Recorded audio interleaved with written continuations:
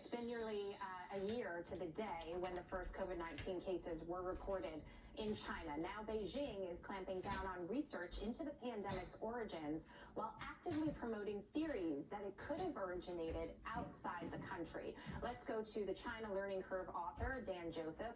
Dan, from what we understand, the virus originated in Wuhan.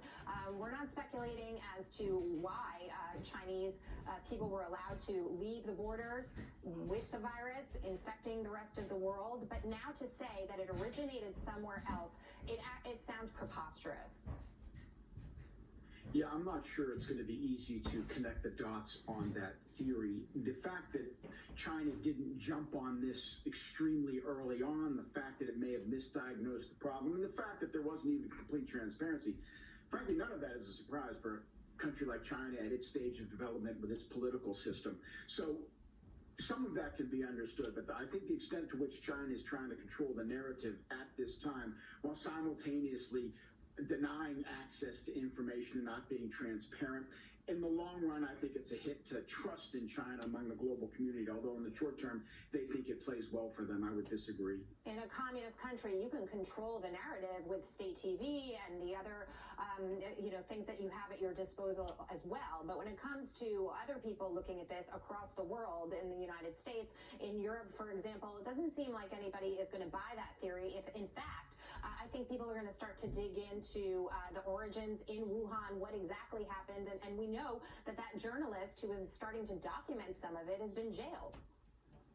Well, at the end of the day, it's going to come down to access and transparency. If China is promoting certain theories while simultaneously not allowing outside doctors, WHO and otherwise, to have access to information and sites and do their own investigation, then you're right. The credibility is going to be very low. You can sell that internally. Sometimes it seems like, all countries, they take foreign policy actions to satisfy the internal audience. This won't play well, this type of approach, lack of transparency, lack of access, not just the United States, but the entire developed world, where we're used to we're used to giving people access and being transparent, looking for the truth and not just trying to dress things up, if you will. So I don't think it will play well internationally. President Trump said that he would hold China accountable for what has happened over the course of the last year.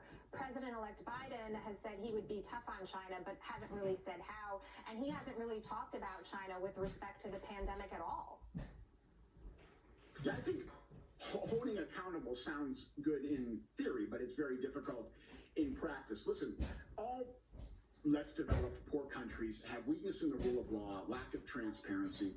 Unfortunately, China's been moving in the wrong direction over the last decade. So we can't excuse that type of behavior. At the same time, COVID's been a challenge for everybody. And just because China might have been more transparent early on doesn't mean they would have necessarily got in front of it more. So I don't think we can say definitively if China just would have been honest from day one, none of this would happen. Would it have been better? Absolutely. But I'm not sure we're going to be able to say it's 100% the fault of the Chinese political system. This virus has been a challenge for everyone. But I do think in the long run, this is a big hit to trust in China, and we will handle these things differently in the future. I don't think there's any question about that. Well, it's interesting. On the last day of the year, I'm looking at what our indices have done. We know we've seen very volatile markets here in the United States, and the Dow is finishing 6.5% higher, thanks to the comeback that we've seen. So that's great.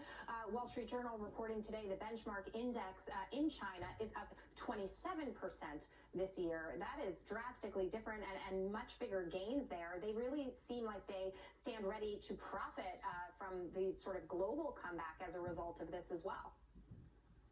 Well, they're bouncing back earlier because they went into it earlier. And also they have, much of their comeback so far is predicated upon huge increases in government spending, which again, great in the short term, but in the long term just adds to their already significant debt load above 300% of GDP. So I wouldn't put too much stock in the short-term actions. And even their market, frankly, is liquidity-driven and not exactly as closely tied to the real economy as it would be over here. So they're in a better position than we are because they got into it quicker.